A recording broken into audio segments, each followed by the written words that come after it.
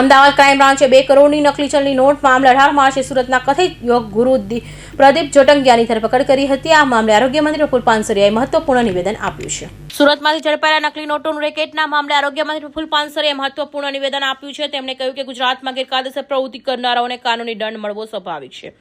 પોલીસે દ્વારા આવા રેકેટનો ભંડોફોડ કરવામાં આવ્યો છે, તે બદલ તેમણે પોલીસને અભિનંદન પાઠવ્યા છે। સાથે જ તેમણે જણાવ્યું કે આસ્થા સાથે જોડાયેલા ક્ષેત્રોમાં મોટાભાગે સારા સંતો અને યોગ ગુરુઓ સકારાત્મક કામગીરી કરી રહ્યા છે, ત્યાં થોડાક જ લોકો આ ખોટી પ્રવૃત્તિઓમાં સામેલ હોય છે। તેમણે ઉમેર્યું કે દોષિતને ચોક્કસપણે કાનૂની રીતે સજા મળવી જોઈએ અને સત્ય બહાર આવશે। પોલીસે પોતાની ફરજ નિષ્ઠાપૂર્વક બજાવી રહી છે। ગુજરાતની અંદર કોઈ પણ આડની અંદર આવી 2 નંબરી પ્રવૃત્તિ કરતા હોય તો એને કાનૂની દંડ મળે સ્વાભાવિક છે। પછી યોગાના આડમાં હોય કે સામાજિક આડમાં હોય, પોલીસનું કામ કાનૂની રીતે કરી રહી છે।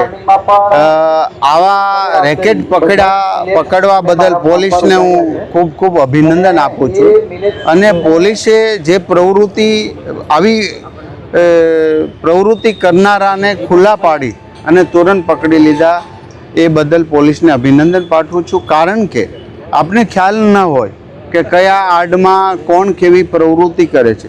આ તો શુદ્ધ કહેવાય ને, શુદ્ધ ભાષામાં શુદ્ધ દેશદ્રોહીની પ્રવૃત્તિ, અશુદ્ધ દેશદ્રોહીની પ્રવૃત્તિ કરે તો એને ચલાવી લેવાય, કોઈ પણ સંજોગોમાં ચલાવી લેવાય નહીં। કારણ કે જ્યાં આસ્થાનું કેન્દ્ર હોય લોકો, કારણ કે બહુ સારા સંતો, બહુ સારા યોગ ગુરુઓ સારી પ્રવૃત્તિ કરી રહ્યા છે। કોઈક આવા આંગળીને વેઢે ગણાય કોઈ નીકળતા હોય તો એને ચોક્કસ કાનૂની રાહ પર દંડ મળવો જોઈએ। સત્ય છે એ બહાર આવશે અને પોલીસ સારી કામગીરી કરી રહી છે। સામાજિક તત્વો પર સરકાર બુલડોઝર ચલાવી રહી છે, તો આ તો દેશદ્રોહી છે, તો કઈ રીતના હવે સરકાર એક્શન મોડમાં આવશે? પોલીસનું શ્રેષ્ઠ કામગીરી કરી રહી છે અને કરશે।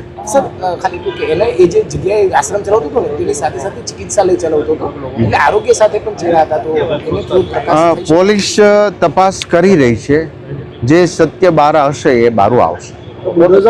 Thank you sir.